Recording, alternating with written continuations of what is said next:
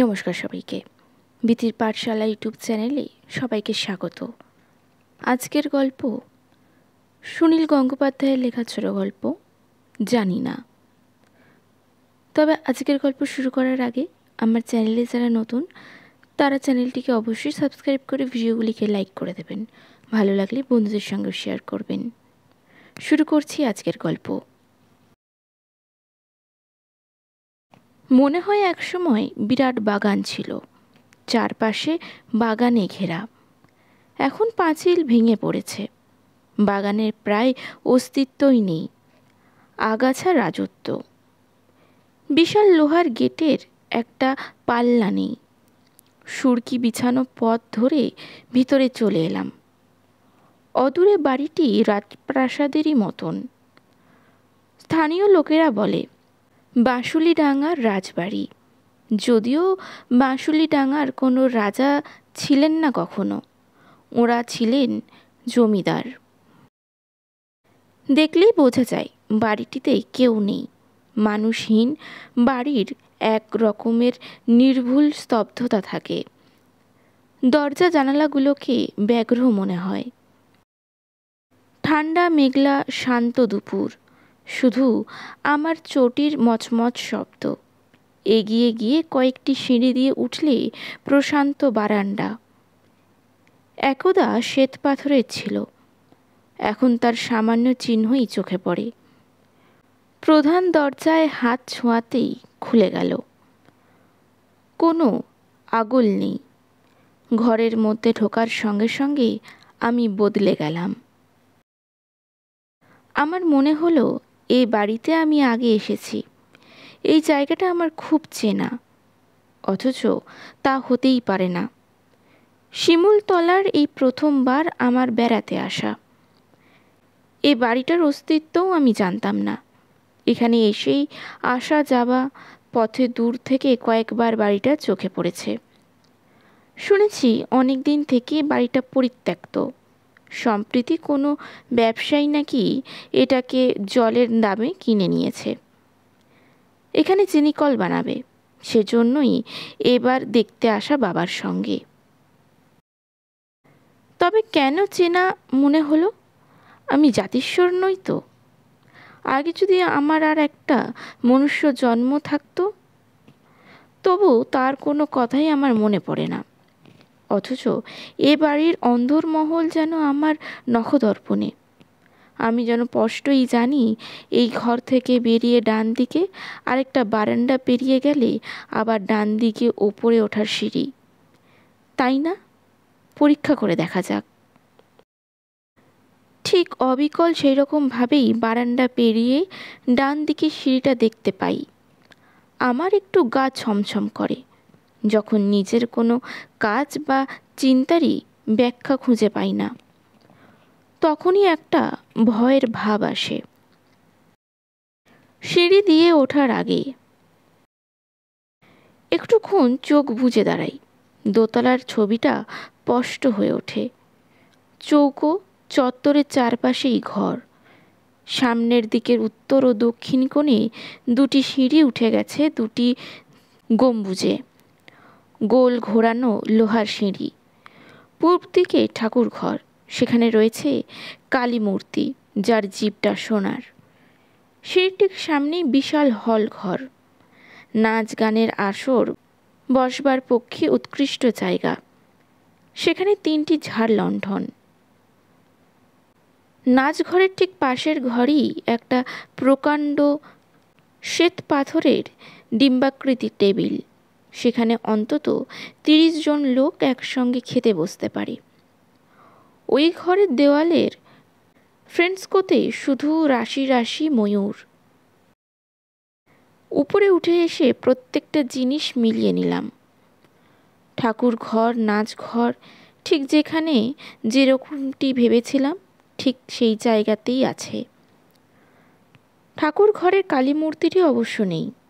শ্বেত পাথরের টেবিলটার মাঝখান দিয়ে ফাটা এবং একটা অংশ ভেঙে পড়ে গেছে। কিন্তু চারিদিকের দেওয়ালের ময়ূরের ছবি অনেকটা অস্পষ্ট হলেও ঠিক চেনা যায়। এরকম মিল কি করে সম্ভব? এটা আমার গত জন্মের স্মৃতি হতেই পারে না, কারণ আমি নিজেকে কোথাও দেখতে পাচ্ছি না। এর মধ্যে কোনো একটা ঘরে আমি থাকতাম, সে কথা তো মনে হচ্ছে না একবারও।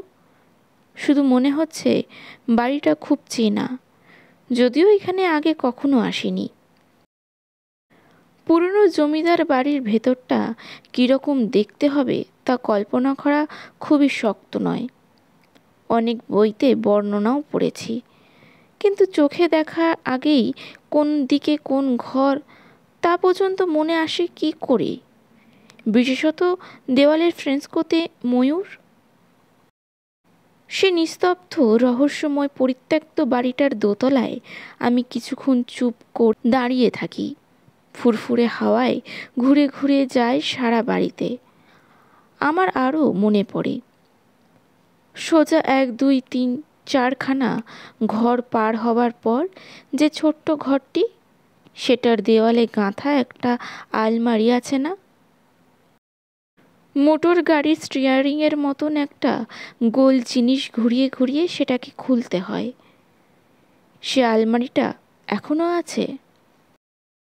গুনে গুনে ঘরগুলো পার হয়ে সেই ছোট্ট ঘরটার সামনে এলাম। এই ঘরের দরজা বন্ধ, অন্য সব ঘরের দরজা খোলা। কোনো কোনো ঘরের দরজার পাল্লাই নাই, শুধু এই ঘরের দরজাটা বন্ধ কেন? জোরে চাপ দিলাম, খুলল না। দুমদাম করে লাথি কষালাম কয়েকবার। যে বাড়ির সদর দরজা খোলা, ভেতরের কেউ কোথাও নেই, সে বাড়িতে যা খুশি করা যায়। ভেতরে সেই আলমারিটা আছে কিনা দেখার জন্য আমি ছটফট করছি, অথচ এত বড় দরজা ভেঙে ফেলা আমার পক্ষে সম্ভব নয়। একটু নিরাশ হতে হলো। বাড়িটার প্রায় সব অংশই আমার দেখা হয়ে গেছে, সব জায়গায় চেনা। বাকি আছে গম্বুজ দুটো। মনে হয় যেন কতবার আমি উঠেছি ওই গম্বুজের উপরে। প্রথম গম্বুজটার একটা বিরাট পেতলের ঘণ্টা আছে, আছে না? দেখা যাক। কে?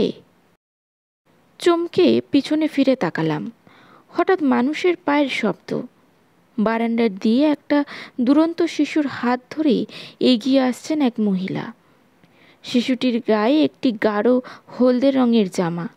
সে একেবারে ছটফট ছটফট করছে। মহিলাটি আমার দিকে কৌতূহলী চোখে তাকিয়ে, সাধারণের চেয়ে একটু যেন বেশি কৌতূহল। এমনভাবে চমকে ওঠার জন্য আমি লজ্জিত হয়ে পড়লাম। বাচ্চা ছেলেটি আমাকে জিজ্ঞাসা করল, এটা তোমার বাড়ি? আমি বললাম, না। এ বাড়িতে লোক থাকে না কেন? সবাই চলে গেছে। তুমি এখানে কি করছিলে? আমি দেখতে এসেছি। এবার মহিলাটিও ভদ্রতা করে বললেন, আমরাও দেখতে এসেছি। নিচে আরও দুমদাম পায়ের শব্দ, অনেক মানুষের কণ্ঠস্বর। ভ্রমণার্থীরা অনেকে এ বাড়ি দেখতে আসে। নিস্তব্ধ নির্জন বাড়িটাতে আমার যে ঘোর এসেছিল তা একবারে কেটে গেল। আমার মনে হলো না এই জায়গাটা আমার চেনা। ফিরে আসছি। সিঁড়ির মুখে এক ভদ্রলোক আমাকে দেখে খুবই অবাক হয়ে দাঁড়িয়ে পড়লেন। বললেন, আগে অমিয় না? ভদ্রলোকের ভুল হয়েছে, আমার নাম অমিয় নয়। আমি সেই কথাটা স্মিত হাস্যে জানালাম। ভদ্রলোক তবু বললেন, অবিকল অমিয় মজুমদারের মতন। আমি তো চমকে উঠেছিলাম। পেছন থেকে শিশুর হাত ধরা সেই মহিলাটিও বললেন, আমিও ঠিক তাই ভেবেছিলাম। উনি কোনো কথা বললেন না দেখে। ওদের কাছে দ্রুত সংক্ষেপে নিজের পরিচয় দিয়ে আমি বিদায় নিলাম। আমি অমিয় মজুমদার নামে কারুকে চিনিও না। নিচে এসে সুরকি বিছানোর রাস্তা দিয়ে হাঁটতে হাঁটতে আমার অস্বস্তি কাটল না। কেন এই বাড়িটা দেখে আমার এত চেনা মনে হচ্ছিল? কি করে সব মিলে গেল? আবার ওই ভদ্রলোক ও ভদ্রমহিলাই বা আমাকে দেখে অমিয় মজুমদার বলে ভাবলেন কেন? এই দুটি ঘটনার মধ্যে কোনো যোগাযোগ নেই তো? হয়তো যার নাম অমিয় মজুমদার সে বাড়িতে আগে এসেছে, সে বাড়িটাকে চেনে। তাহলে আমি কে? তক্ষুনি নিজের বাড়ি ফিরে নিজের আয়নায় নিজের মুখটা দেখার জন্য ব্যস্ত হয়ে উঠলাম। আজকের গল্পটি কেমন লাগলো কমেন্টে অবশ্যই জানাবেন। ভালো লাগলে একটি লাইক করবেন, বন্ধুদের সঙ্গে শেয়ার করবেন এবং আমার চ্যানেলে নতুন হয়ে থাকলে চ্যানেলটিকে অবশ্যই সাবস্ক্রাইব করবেন। নমস্কার।